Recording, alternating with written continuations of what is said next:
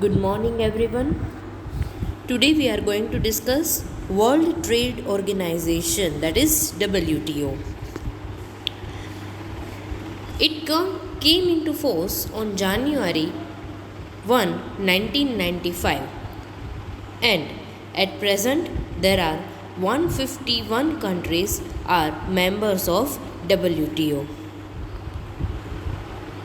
India was a founder member of the WTO also. Yes, India છે એ WTO ના one of the founder member છે. So it is about just introduction કે એનું establishment year છે. The signing of the Dunkel draft છે agreement sign થયો હતો, and at that time 104 member countries were there which were related with that agreement, and in 1995 WTO was established. Following are the certain objectives of WTO which are included in the Article 3 of the Constitution. The first is to promote world trade. Yes, to promote world trade by removing all the hurdles or impediments in the way of free flow of international trade.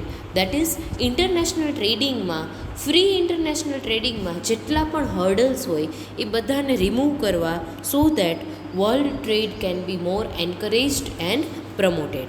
Then, to increase the standard of the living of the people, attain full employment, expand production and trade, and proper utilization of the resources. Yes, another objective is that to increase the standard of the living of the people. Yes, લોકોનું જે lifestyle છે, standard of living છે, એને improve કરવું, ફૂલ employment level ઇકોનોમીમાં achieve કરવું, so that unemployment ratio can be reduced, and two increase the trade and production બને એટલું વધારે કરવાનું અને એટલું જ વધારે સામે ટ્રેડિંગ કરવાનું. દેન proper utilization of the resources. Yes, you know that resources are scarce, right? So it is very important that these resources should be utilized in optimum manner. So it is some of the objectives of the WTO. Then, to attain sustainable growth. Yes, sustainable development in context of optimization of world resources and to preserve and protect environment consistent with the level of economic development of the country. Yes, sustainable growth is very important. કોઈ પણ કન્ટ્રીનું development થતું હોય ને એ sustain થવું જોઈએ, and optimum utilization of the world resources and to preserve and protect environment. Yes, એન્વાયરમેન્ટને protect કરવાનું છે, રિસોર્સિસનું ઓપ્ટિમમ યુટિલાઇઝેશન કરવાનું છે, સો દેટ ઇકોનોમિક ડેવલપમેન્ટ છે of the country it can be consistent and sustainable. The fourth objective is to initiate positive step for the growth of developing countries. Yes, in particular the least developed countries, and get a fair share of the increase in the world trade. Yes, positive step લેવાનો છે શેના માટે કે જે પણ developing countries છે એની માટે થઈને, and for the list developed once કે એવી કન્ટ્રીઝ કે જેનું સૌથી ઓછું ડેવલપમેન્ટ થયું છે એવી કન્ટ્રી અને જે ડેવલપિંગ કન્ટ્રી છે એની માટે કંઈક પોઝિટિવ સ્ટેપ લેવાનું છે, સો દેટ એનો ગ્રોથ છે, ડેવલપમેન્ટ છે એ પ્રોપર મેનરમાં થાય અને વર્લ્ડ ટ્રેડમાં એને પ્રોપર શેર પણ મળે. અને એનું જે શેર છે વર્લ્ડ ટ્રેડમાં એ શેરને ઇન્ક્રીઝ કરવો, એ ઇન્ક્રીઝ કેવી રીતે થાય તો વધારે ને વધારે પ્રોડક્શન કરી અને એક્સપોર્ટ કરીને, ફોરેન ટ્રેડ કરીને, right? So these are some of the objectives of the World Trade Organization. Now, here are the functions of WTO. WTO is a new international organization and is set up as a permanent body. The function of WTO are: the first is to facilitate the implementation, administration and operation of the multilateral trade agreements. Yes, agreements related to multilateral trade. Multilateral trade means what? When there are number of countries engaged in import and export with thousands of commodity, at that time આ મલ્ટીલેટરલ trade છે એને promote કરવાનો છે, proper implementation કેવી રીતે થાય છે, administration કેવી રીતે થાય છે, અને એ જે એગ્રીમેન્ટ છે એનું ઓપરેશન છે એ પ્રોપર વેમાં થાય, ઇટ મીન્સ કે એનું ફંક્શનિંગ છે પ્રોપર વેમાં થાય, એને કેવી રીતે ફેસિલિટેટ કરવું. This is the first function of WTO. The second is it shall provide forum for the negotiation among its members. Yes, related to the multilateral trade relations. એક એવી ફોરમ પ્રોવાઈડ કરવાની છે WTA, કરે જ છે forum એવી provide કે જેના થ્રુ જેટલી પણ મેમ્બર કન્ટ્રીઝ છે જે મલ્ટીલેટરલ ટ્રેડમાં એંગેજડ છે એ બધી કન્ટ્રીઝ વચ્ચે નેગોસિએશન, એટલે આપણે વાટાઘાટ કહીએ ને કે બે કન્ટ્રીના કન્ડિશન્સને ઇમ્પ્લિમેન્ટ કરી અને એક નેગોસિએશન કરી અને ટ્રેડિંગ થતું હોય તો એની માટે એક ફોરમ પ્રોવાઈડ કરે છે. Then it shall administer rules yes, and procedures governing the settlement of disputes. Yes, if there are any disputes between the member countries at that time, it provides rules and procedures. WTA એવી ઘણી બધા rules implement કરેલા છે, decide કરેલા છે, અને એની આખી procedure છે કે જેના થ્રુ જો કોઈ પણ મેમ્બર કન્ટ્રીઝ વચ્ચે કોઈ ડિસ્પ્યુટ ક્રિએટ થાય તો એ ડિસ્પ્યુટ સેટલમેન્ટ માટે આ રૂલ્સ અને પ્રોસિજર્સ છે એ વર્ક કરે છે. Then it shall administer the trade policy review mechanism. Yes, જે પણ ટ્રેડ પોલિસી છે બિટવીન ઇટ્સ મેમ્બર કન્ટ્રીઝ એનું રિવ્યૂ મેકેનિઝમ છે એ WTO છે એ એડમિનિસ્ટર કરે છે. The last function is the WTO shall cooperate with the IMF, IBRD and its affiliated agency. Affiliated means એની સાથે જેટલી જોડાયેલી છે એ બધી એજન્સી, એટલે WTO છે IMF that is International Monetary Fund, IBRD that is International Bank for Reconstruction and Development which is also known as the World Bank, અને એની સાથે affiliated agencies છે એની સાથે કોઓપરેટ કરવાનું છે to achieve greater coherence in global economic policy making. એટલે આ જે global economic policy છે એની સાથે કોઓપરેટ થવા માટે થઈને WTOએ આ બધા જે ઇન્ટરનેશનલ બોડીઝ છે એની સાથે કોઓપરેટ કરીને વર્ક કરવાનું છે so that global economic policy making become more easy. Now WTO એગ્રીમેન્ટ્સ. હવે WTOના ઘણા બધા એવા એગ્રીમેન્ટ્સ છે, દરેક એગ્રીમેન્ટ્સ શેને રિલેટેડ છે હવે આપણે વન બાય વન ડિસ્કસ કરીએ.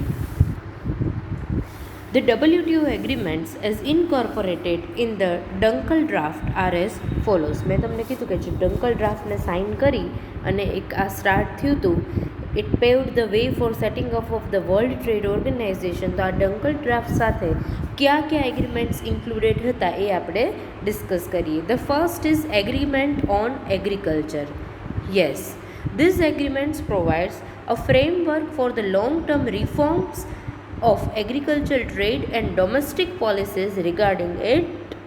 Yes, એગ્રીકલ્ચરનો જે લોંગ ટર્મ ગ્રોથ છે, રિફોર્મ્સ છે, you know that day by day ટેકનોલોજીમાં ઘણું બધું એડવાન્સમેન્ટ આવે છે, તો આનો યુઝ આપણે એગ્રીકલ્ચરમાં પણ કરવાનો છે ઇન એગ્રીકલ્ચર સેક્ટર. તો એગ્રીકલ્ચર સેક્ટરમાં રિફોર્મ્સ માટે એક ફ્રેમવર્ક પ્રોવાઈડ કરે છે અને એગ્રીકલ્ચરને રિલેટેડ જેટલી પણ ડોમેસ્ટિક પોલિસીસ છે એની માટે પણ એક ફ્રેમવર્ક છે એ એગ્રીમેન્ટ ફોર એગ્રીકલ્ચર છે એ WTO પ્રોવાઈડ કરે છે. And the members have to transform their non-tariff barriers like quotas into equivalent tariff. Yes, non-tariff barrier quotasનું મિનિંગ શું થાય કે જ્યારે તમે કોઈ પણ વસ્તુ બીજી કન્ટ્રીમાંથી ઇમ્પોર્ટ કરો છો તો એની ઉપર જે ઇમ્પોર્ટ કરો છો એની ક્વોન્ટિટી ઉપર જે રિસ્ટ્રિક્શન હોય ને that is known as import quota. તો આ ઇમ્પોર્ટ કોટા છે જે નોન ટેરિફ બેરિયર્સ છે એને ટેરિફ બેરિયર્સની સાથે ઇક્વિવેલન્ટ કરવું. And this tariff are to be reduced on the average by 36% in the case of developed country and 24% in the case of developing countries. એટલે આ જે tariff છે ને એને રિડ્યુસ કર્યું, કારણ કે ટેરિફ હોય એટલે એને પે કરવું પડે. તો આ ટેરિફને જે ડેવલપ્ડ કન્ટ્રીઝ છે એમાં 36%થી રિડ્યુસ કર્યું અને ડેવલપિંગ કન્ટ્રી છે એમાં ટેરિફ છે 24%થી રિડ્યુસ કર્યું. And the least develop countries were not required to make any commitment for the reduction. એટલે સાવ કોઈ ઓછી ડેવલપ્ડ કન્ટ્રીઝ છે લીસ્ટ, એની માટે કોઈ એવી રિડક્શનની રિક્વાયરમેન્ટ નહોતી. Then second is agreement on trade in textile and clothing. Yes, this agreement provides for phasing out the import quotas on textile and clothing enforced under the multi-fiber arrangement since 1974 over a span of 10 years. Yes, હવે આ એગ્રીમેન્ટની અંદર શું કર્યું કે textile અને ક્લોધિંગમાં જેટલું પણ import કરીએ છીએ ને એની ઉપરથી આ જે ઇમ્પોર્ટ કોટા છે એને રિડ્યુસ કરવાનો છે, ડિડક્ટ કરવાનો છે અથવા એને સાવ કાઢી જ નાખવાનો છે. ઇમ્પોર્ટ કોટા છે એનાથી શું થાય છે કે તમે જે વસ્તુ ઇમ્પોર્ટ કરો છો એની ઉપર રિસ્ટ્રિક્શન આવે છે. એટલે ટેક્સટાઇલ ઇન્ડસ્ટ્રીઝ છે, ક્લોધિંગ ઇન્ડસ્ટ્રી છે, એમાં મલ્ટીફાઈબર એરેન્જમેન્ટની અંડર ઇમ્પોર્ટ કોટાને ફેઝિંગ આઉટ કરવાનો પ્લાન હતો and over period of 10 years from 1974. That is by the end of the transition period on January 1, 2005. And because of this, quotas on textile and clothing have now been abolished. એટલે આ arrangement, આ જે મલ્ટીફાઈબર arrangement છે અને agreement on trade in textile and clothing છે એને લીધે અત્યારે ટેક્સટાઇલ અને ક્લોધિંગ ઉપર કોઈ પણ જાતના ઇમ્પોર્ટ કોટા છે નહીં, બધા જ કોટા છે એને અબોલિશ કરી દીધા છે, રિમૂવ કરી દીધા છે. The next is agreement on market access. Yes, member countries will cut tariff on industrial and from farm goods by an average of about 37%. Yes, જેટલી પણ મેમ્બર કન્ટ્રીઝ છે એ ટેરિફને કટ કર્યો ક્યાં સુધી, એટલે ઇન્ડસ્ટ્રીયલ અને ફોર્મ ગુડ્સ ઉપર by 37%. And USA and European Union will cut tariff between them by 1/2. એટલે યુરોપિયન અને યુએસએ 1/2થી આ જે ટેરિફ છે એને રિડ્યુસ કરી દીધું. એટલે ટેરિફ રિડ્યુસ થઈ જાય ને એટલે પ્રોફિટ માર્જિન એની મેરે ઇન્ક્રીઝ થઈ જાય અને કોસ્ટ છે ને એ રિડ્યુસ થઈ જાય. It is a kind of tax, right? એટલે જો ટેરિફ રિડ્યુસ થઈ જાય તો બધાને બેનિફિટ થાય. Then agreement on TRIMs. Yes, the agreement on trade related investment measures. આને કહેવાય ટ્રીમ્સનો મતલબ થાય trade related investment measures call for the equal treatment of domestic and foreign investment and removal of the quantitative restriction. આ agreement એવું કહે છે કે ડોમેસ્ટિક ઇન્વેસ્ટમેન્ટ હોય કે ફોરેન ઇન્વેસ્ટમેન્ટ હોય, આ બે વચ્ચે ઇક્વાલિટી હોવી જોઈએ અને જેટલા પણ ક્વોન્ટિટેટિવ રિસ્ટ્રિક્શન છે દેટ ઇઝ ઇમ્પોર્ટ કોટા એને રિમૂવ કરી દો. વર્લ્ડ ટ્રેડ ઓર્ગેનાઇઝેશન નામ જ શું છે કે જેટલું બને એટલું ટ્રેડ છે એ વધારે થવું જોઈએ અમોંગ ધ મેમ્બર કન્ટ્રીઝ. તો ઇમ્પોર્ટ કોટા શું કહે છે? કોટાસ એટલે ઇમ્પોર્ટ કોટા હોય કે એક્સપોર્ટ ઉપર આ જે ક્વોન્ટિટેટિવ રિસ્ટ્રિક્શન છે કે તમે આનાથી વધારે ક્વોન્ટિટી ઇમ્પોર્ટ ન કરી શકો, આનાથી વધારે એક્સપોર્ટ ન કરી શકો, તો આ દરેક વખતે એનો મેઇન ઓબ્જેક્ટિવ તો શું હોય કે આ જે ક્વોન્ટિટેટિવ રિસ્ટ્રિક્શન્સ છે ને એને કેવી રીતે રિમૂવ કરવા so that international trade can happen in full fledged. એટલે without any restrictions, trading takes place between different member countries. Now, next is agreement on TRIPS. TRIPS agreement means what? જેટલી પણ developed countries છે શું થતું હતું કે ઘણી બધી કન્ટ્રીઝમાં આ patent laws were loose and were against the trade interest of the developed countries. આ જે પેટન્ટ લોઝ હતા એ ડેવલપ્ડ કન્ટ્રીના ટ્રેડ ઇન્ટરેસ્ટની અગેન્સ્ટમાં હતા. So the developed countries force the adoption of the condition for the protection of the intellectual property rights. આવા બધા જે intellectual property rights છે કે એની જે પ્રોડક્ટ અને પ્રોસેસ છે એની ઉપર કોપીરાઇટ, પેટન્ટ એટલે આ બધા પ્રોપર્ટી રાઇટ્સ હોવા જોઈએ. So under the TRIPS the scope of protection was widen to cover. Yes, એટલે ટ્રિપ્સ એગ્રીમેન્ટની અંડરમાં આ પ્રોટેક્શન માટે થઈને પ્રોડક્શન અને જે પ્રોસેસ છે બધી ડેવલપ્ડ કન્ટ્રીઝના એની માટે થઈને આ બધા સ્કોપ છે એને વાઇડર કર્યા. It covers patent, copyrights, industrial design, layout design, geographical indicators and undisclosed information. આ બધા જ એરિયાઝ છે એ ટ્રીપની અંડર કવર થઈ જતા હતા. And in the field of drugs, medicine, chemical products and food, TRIPS agreement provides the granting product patent for 20 years. એટલે આ drugs, medicine, chemicals એટલે આ બધું જે મેડિસિન બનાવવામાં યુઝ થતું હોય છે, પ્રોડક્ટ, કેમિકલ પ્રોડક્ટ્સ છે, ફૂડ છે, એમાં ટ્રિપ્સ એગ્રીમેન્ટની અંડર 20 યર્સની પ્રોડક્ટ પેટન્ટ પ્રોવાઈડ કરી ઇન્સ્ટેડ ઓફ પ્રોસેસ પેટન્ટ. એટલે પ્રોસેસ ઉપર નહીં પણ એ પ્રોડક્ટ ઉપર જ પેટન્ટ છે એ 20 યર્સ માટે ટ્રિપ્સ એગ્રીમેન્ટની અંડર પ્રોવાઈડ કરી. અને in case of copyrights protection will be available for the 50 years. અને 50 યર્સ માટે કોપીરાઇટ પ્રોવાઈડ કર્યું સો દેટ આ જે બધી કન્ટ્રીઝ છે એની અમુક એવી પ્રોડક્ટ છે, પ્રોસિજર્સ છે એની ઉપર એણે ઇન્ટેલેક્ચ્યુઅલ પ્રોપર્ટી રાઇટ્સ છે એનો સ્કોપ છે એ વાઇડન કર્યો. Now, next is agreement on services.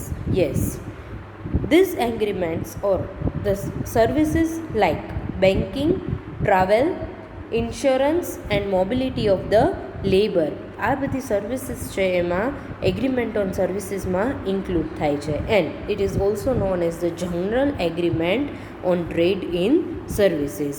These agreements provide multilateral framework for the trade in services under the condition of transparency and gradual liberalization. Yes, transparency થી work થાય અને લિબરલાઇઝેશન, gradual લિબરલાઇઝેશન એટલે છૂટછાટ બધી આપી પણ gradually. And it enforces most favored nation and national treatment provision with regard to trade in services. એટલે trade in સર્વિસીસને related એણે જે બધી કન્ટ્રીઝ છે એટલે મોસ્ટ ફેવર્ડ નેશન અને નેશનલ ટ્રીટમેન્ટ પ્રોવિઝન છે આની અંડરમાં એન્ફોર્સ કર્યું. And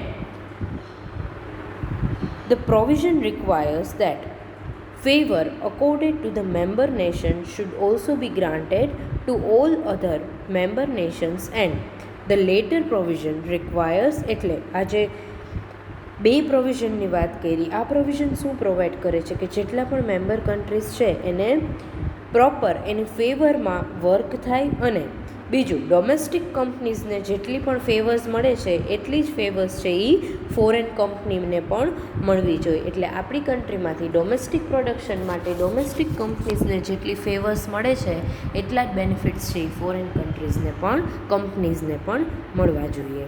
the last is dispute settlement body. Yes, definitely dispute settlement body means what કે મેમ્બર કન્ટ્રીઝ વચ્ચે કોઈ પણ ડિસ્પ્યુટ હોય related to trade or any other issues તો એની માટે એક ડિસ્પ્યુટ સેટલમેન્ટ બોડી પ્રોવાઈડ કરે છે. And it has been modified and empowered to provide security to the multilateral trade system. Yes, આ જે મલ્ટીલેટરલ ટ્રેડ સિસ્ટમ છે એને સિક્યોરિટી પ્રોવાઈડ કરવા માટે dispute settlement body is there. And a dispute must be settled within 18 months and at the most, and the findings of the dispute settlement panel will be final and binding on all parties concerned. એટલે કોઈ પણ dispute હોય ને કોઈ પણ country વચ્ચે તો એ within 18 months કમ્પલસરીલી clear થઈ જ જવું જોઈએ અને એની માટે એક પેનલ રાખેલી છે. So it is about the WTO એગ્રીમેન્ટ્સ. Now our next topic is India's commitment to WTO. આ તમારી માટે હોમવર્કમાં છે, જસ્ટ તમારે એકવાર રીડ કરવાનું છે. એમાં અમુક પર્સન્ટેજ આપ્યા છે કે આ એગ્રીમેન્ટની અંડર આટલા કમિટમેન્ટ કર્યા છે, આ યરમાં આટલા કમિટમેન્ટ થયા, એક્ઝિમ પોલિસીના અકોર્ડિંગ કેટલું એક્સપોર્ટ ઇમ્પોર્ટ, કેટલા રિસ્ટ્રિક્શન હતા, રિસ્ટ્રિક્શન રિડ્યુસ થયા. તો એ એગ્રીમેન્ટ્સ છે, you just have to read it out. Now our next topic is benefits likely to accrue to India. Yes, world trade ઓર્ગેનાઇઝેશનને લીધે ઇન્ડિયાને કયા કયા બેનિફિટ્સ થયા છે ને હવે એની વાત છે. So the first is increase in world trade. Yes, definitely world trade ઓર્ગેનાઇઝેશનનો મેઇન પર્પઝ શું છે કે ફ્રી મલ્ટીલેટરલ ટ્રેડ, કે વર્લ્ડ ટ્રેડમાં કોઈ પણ જાતના રિસ્ટ્રિક્શન આવવા જોઈએ નહીં.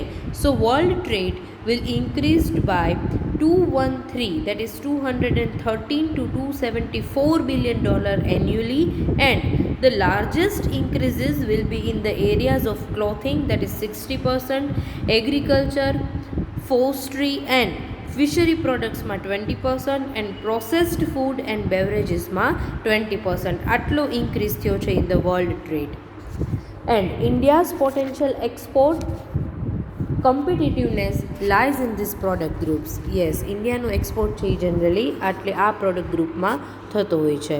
સો if you assume that India will be able to take advantage and opportunities thus created and that India's share in the world trade will increase from 0.5% to 1% and then Indian trade gains will range from 3.5 to $7 billion પર year. એટલે આમાં just એક data આપેલો છે કે કયા સેક્ટરમાં કેટલું ઇન્ક્રીમેન્ટ થયો, ઇન્ડિયાનું જે વર્લ્ડ ટ્રેડ છે એમાં કેટલા %નો હાઇક થયો.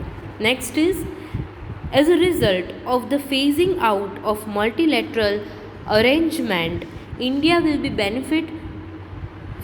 benefit to the extent its export of textile and clothing increases. Yes, આપણે પહેલાં જ વાત કરી કે ટેક્સટાઇલ અને ક્લોથિંગમાં જેટલા પણ કોટાસ હતા એને રિમૂવ કર્યા. સો ટેક્સટાઇલ અને ક્લોથિંગ છે એનું એક્સપોર્ટ છે એ ઇન્ડિયા છે એ ઇન્ક્રીઝ કરી શકે. અને આ જે લિબરલાઇઝેશન છે એના મેઇન બેનિફિટ્સ છે એ ઘણા બધા ચાઇનાને ઘણા બધા લિબરલાઇઝેશનના બેનિફિટ મળ્યા. It is believed that main benefits of this policy of the liberalization are most likely to accrue to China. About the clothing and textile industries. Next is India hopes that under the WTO yes, under the WTO regime, India hopes that USA and European countries will reduce their agriculture subsidies and thereby the prices of agriculture goods in the world market will shoot up. USA અને European countries છે ને એ agriculture subsidies જે provide કરે છે ને એ reduce કરી દેશે. એટલે એને લીધે શું થશે, જેટલા પણ એગ્રીકલ્ચરલ પ્રોડક્ટ્સ છે ને એની વર્લ્ડ માર્કેટમાં પ્રાઇસીસ છે એ ઇન્ક્રીઝ થશે. And increasing the earning from its agriculture exports. એટલે જેટલું પણ એગ્રીકલ્ચર પ્રોડક્ટ્સને એક્સપોર્ટ કરે છે એમાંથી અર્નિંગ્સ છે એ પણ ઇન્ક્રીઝ થશે. But on the other hand, India has ensure that all its major programs of agriculture development like subsidies to farmers, public distribution system and protection to agriculture sector against foreign competition will continue as they are. એટલે ઇન્ડિયાને આ જેટલા પણ benefit મળે છે like agriculture development છે, ફાર્મર્સને જે subsidy provide થાય છે, પબ્લિક ડિસ્ટ્રીબ્યુશન સિસ્ટમ છે અને એગ્રીકલ્ચર સેક્ટરને ફોરેન કોમ્પિટિશનમાંથી પ્રોટેક્શન મળવું જોઈએ એ એઝ ઇટ ઇઝ જેટલું મળે છે એટલું જ મળી રહે એ ઇન્ડિયા છે એ it hopes from the WTO regime. Then the rules and disciplines of the rules and disciplines of the WTO like anti-dumping subsidies and countervailing measures આ આપણે ડમ્પિંગમાં ભણી ગયા છીએ. Then safeguards and dispute settlement etc. are likely to ensure greater security and predictability of the international trade system. આ જે anti dumping subsidies છે, કાઉન્ટરવેલિંગ measures છે, એનાથી શું થશે અને ડિસ્પ્યુટ સેટલમેન્ટ છે, આ બધાથી જે સિક્યોરિટી અને પ્રિડિક્ટેબિલિટી છે ને regarding the international trading system it will be more precise and it means that there will be a more favorable climate for Indian exports in the new world economic order. એટલે આનાથી એટલી એન્શ્યોરિટી તો મળશે કે world ઇકોનોમીમાં Indian exports છે એને વધારે favourable climate છે એ પ્રોવાઈડ થશે. The next is the competition in the domestic and foreign markets will compel Indian producers to improve their quality and reduce the cost through increasing technological and managerial efficiency. Yes, જ્યારે domestic અને foreign market વચ્ચે competition create થાય ને it will force આપણા જે Indian producers છે એ લોકોને anchorage કરશે કે પોતાની ક્વોલિટી છે એમાં ઇમ્પ્રુવમેન્ટ કરો, અધરવાઇઝ છે એ પ્રોડક્ટ સેલ થશે નહીં. And they have to reduce the cost. એટલે આ કેવી રીતે થાય કે વધારે સારી ટેકનોલોજી ઇમ્પ્લિમેન્ટ કરો અને મેનેજરિયલ એફિશિયન્સી થ્રુ આ વસ્તુ પોસિબલ થાય. So they will have to concentrate their resources in the field where they are most productive. એટલે જે રિસોર્સિસ અવેલેબલ છે એને એવા ફિલ્ડમાં યુઝ કરો કે જેમાંથી એનું maximum production, maximum utilization possible થાય. એન્ડ કન્સિક્વન્ટલી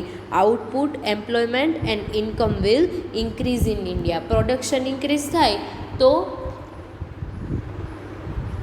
એમ્પ્લોયમેન્ટ ઇન્ક્રીઝ થાય અને એમ્પ્લોયમેન્ટ ઇન્ક્રીઝ થાય તો income of the people will also increase in India and the consumer will gain because of this better quality product at the reasonable or low price. એટલે સારી ટેકનોલોજીથી production થશે એટલે ક્વોલિટીમાં ઇમ્પ્રુવમેન્ટ થશે અને કોસ્ટમાં રિડક્શન થશે. So it will be beneficial for both consumer as well as the producers.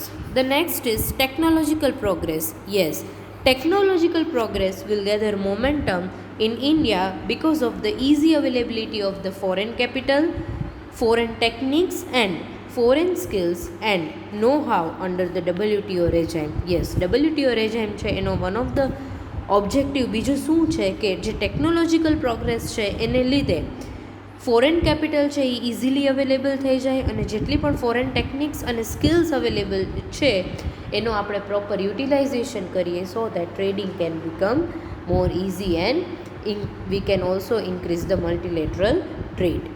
Now our next topic is disadvantages likely to hit India.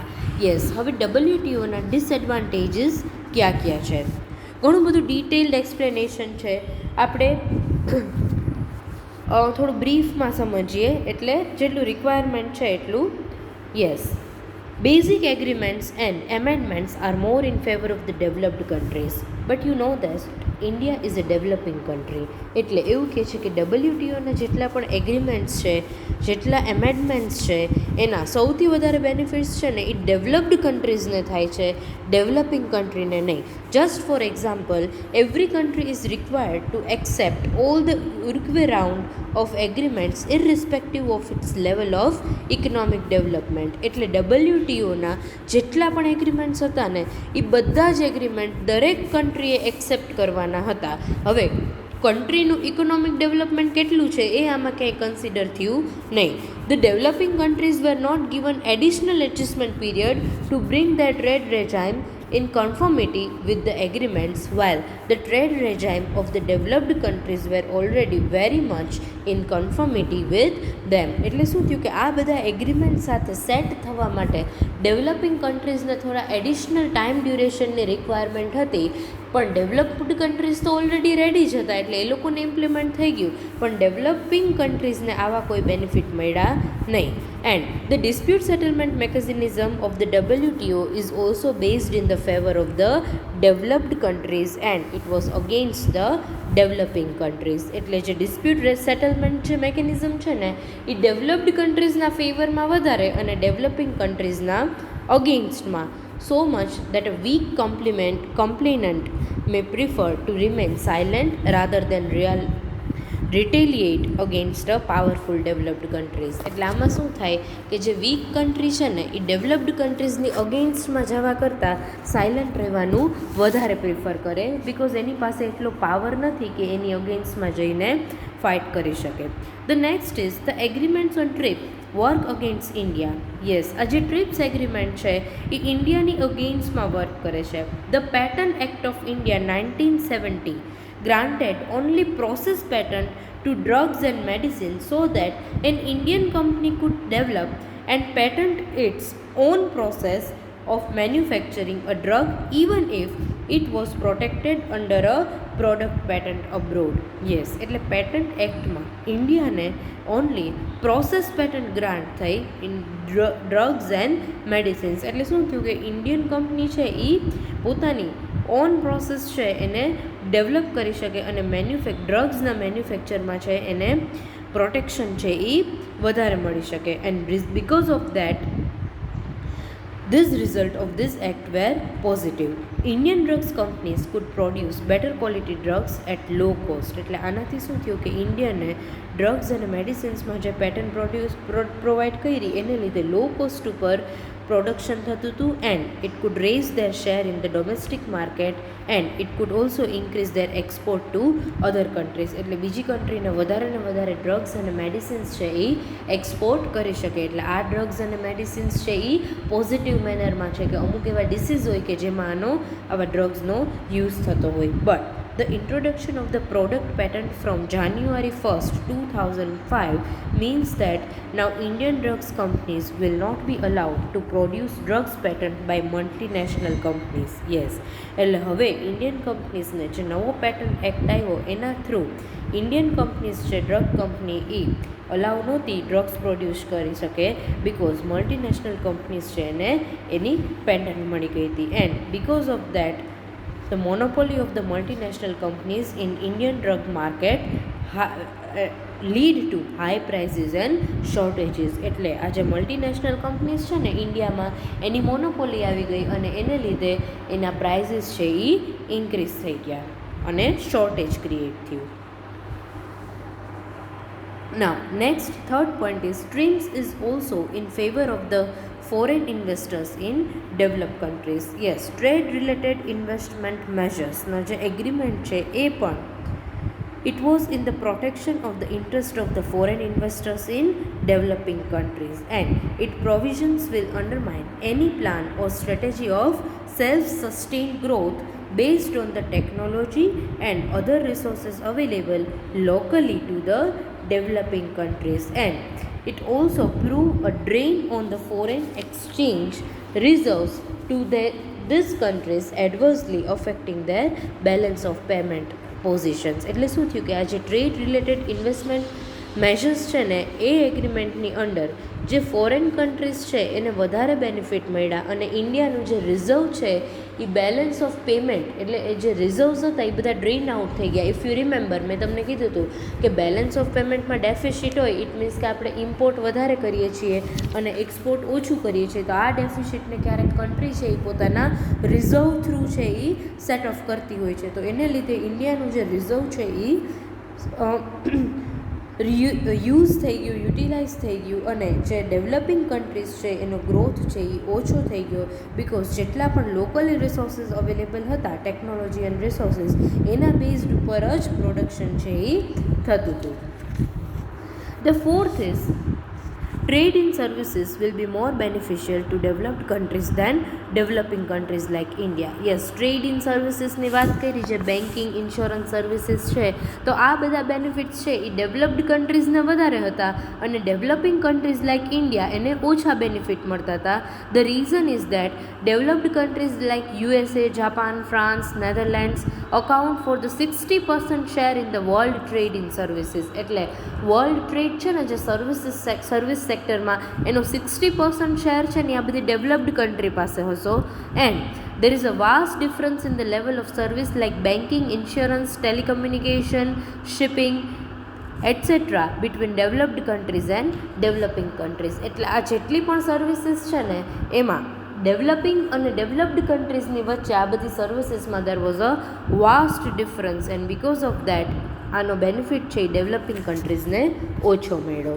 The next point is non-tariff barriers act as a barriers to exports from developing countries. Yes, non-tariff barriers છે like quota continue to act as a barrier to exports from developing countries, and these barriers are stiffer for agricultural goods, leather product and textiles which are of decisive importance for developing countries like India. આપણી માટે સૌથી વધારે કોઈ goods matter કરતા હોય તો agriculture goods છે, leather products છે અને ટેક્સટાઇલ છે. આનું આપણે સૌથી વધારે પ્રોડક્શન કરીએ છીએ અને આ જે નોન ટેરિફ બેરિયર છે ને એને લીધે આ જ વસ્તુનો એક્સપોર્ટ કરવા માટે થઈને આપણને રિસ્ટ્રિક્શન ઊભા થાય છે. And these exports are unfavorably affected by the non-tariff barriers imposed by developed countries on account of the health, safety, protection of environment and other concerns like child labor. એટલે આના લીધે શું થયું કે જે ડેવલપ્ડ કન્ટ્રીઝ છે ને એ આવા નોન ટેરિફ બેરિયર ઇમ્પોઝ કરે કે યુએસએ એવું ડિસાઇડ કર્યું કે હવે ઇમ્પોર્ટ ઉપર આપણે રિસ્ટ્રિક્શન મૂકી દઈએ. ઇટ મીન્સ કે એ લોકો આપણી પાસેથી જે વસ્તુ ઇમ્પોર્ટ કરે છે એની ઉપર ઇમ્પોર્ટ કોટા મૂકી દે. તો આપણે તો અહીંયાથી એક્સપોર્ટ કરતા હતા ને એટલે અત્યાર સુધી જેટલું એક્સપોર્ટ કરતા હતા હવે એટલું પોસિબલ નહીં થાય. So this non tariff barriers reduces the export of the certain goods from developing countries like India, and because of that export was reduced. Next is the agreement on agriculture has legitimized various trade distorting practices of the developed countries in their favor. Yes, આ agreement છે ને જે એગ્રીકલ્ચરને related એના જે lose છે એ બધા developed countries છે એની ફેવરમાં હતા.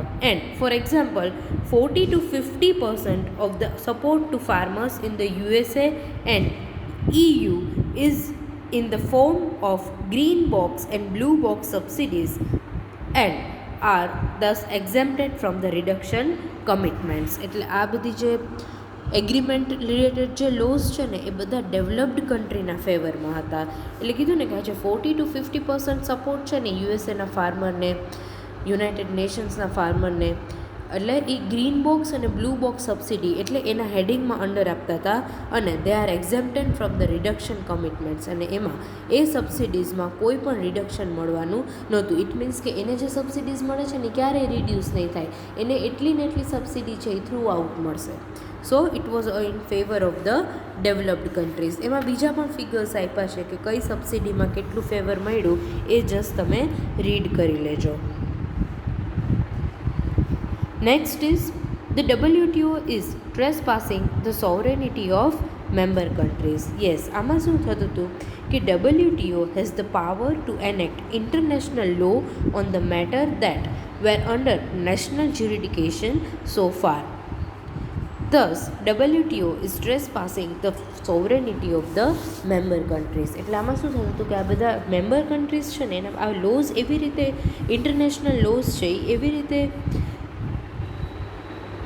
ફ્રેમ થયા હતા કે જેને લીધે WTO છે એ મેમ્બર કન્ટ્રીઝ ઉપર એનો પાવર એટલે એને રૂલ કરી શકે, અને એને લીધે જે મેમ્બર કન્ટ્રીઝની સોવરેનિટી હતી એ ટ્રેસપાસિંગ એટલે એ રિડ્યુસ થતી હતી. Under the GATT agreements only unanimous decision of all the member countries could make any changes in the system of world trade. એટલે ગેટની અંદર એણે એવું ડિસાઇડ કર્યું હતું કે જેટલી પણ મેમ્બર કન્ટ્રીઝ છે ને એ બધી ભેગી થઈને જો એક સાથે કોઈ એવું યુનાનિમસ ડિસિઝન લેશે ને તો જ WTOની સિસ્ટમ છે એમાં કોઈ પણ ચેન્જીસ આવી શકે. And in the WTO any new 10 be added or existing rules can be modified with 3/4 majority. Yes, જો તમારે કોઈ નવા રૂલ્સ ઇમ્પ્લિમેન્ટ કરવા હોય ઓર એક્ઝિસ્ટિંગ રૂલ્સને મોડિફાય કરવા હોય ને તો એની માટે 3/4 મેજોરિટી છે એ રિક્વાયર્ડ હતી. And since developed countries are politically and economically powerful. Yes, you know that જેટલી પણ ડેવલપ્ડ કન્ટ્રીઝ છે એ ઇકોનોમિકલી તો પાવરફુલ હોય, પોલિટિકલી પણ પાવરફુલ હોય, and they can pressurize and compel small developing countries and can secure the necessary 3/4 majority to bring a new rule that suits their interest. આ બધી ડેવલપ્ડ કન્ટ્રીઝ શું કરતા કે એની એ પાવરફુલ છે અને એનો ડેવલપિંગ કન્ટ્રીઝ ઉપર થોડો વધારે પાવર છે કે ડેવલપિંગ કન્ટ્રી છે ને એ સાયલન્ટ રહેવાનું પ્રિફર કરે, કારણ કે એને ખબર છે કે એ એના ડિસિઝનથી એના કોઈ એક્શનથી કાંઈ ફેર પડવાનો નથી. એટલે ડેવલપ્ડ કન્ટ્રીઝ છે એ બધા રૂલ એવા ઇન્ટ્રોડ્યુસ કરે 3/4 મેજોરિટીથી, એવા રૂલ ઇમ્પોઝ કરી દે કે જેનાથી ડેવલપિંગ કન્ટ્રી છે એનો ગ્રોથ ઓછો થાય અને બધા રૂલ્સ છે એ ડેવલપ્ડ કન્ટ્રીઝના ઇન્ટરેસ્ટમાં હોય. સો it is about the disadvantages of the WTO to India. Again I M telling you, એકવાર શાંતિથી રીડ કરજો, થોડું યર વાઇઝ એમાં ફિગર્સને આપેલું છે, ગ્રોથ, રેટ ઓફ ગ્રોથ છે, કેટલાકોને બેનિફિટ થયા, ડિસએડવાન્ટેજ થયા. જો સો જસ્ટ રીડ ઇટ આઉટ કે કયા એગ્રીમેન્ટ છે એ શેની માટે હતા અને એનો કેટલો બેનિફિટ મળ્યો. સો in our next session I will discuss International Monetary Fund. Thank you very much. See you all in the next session.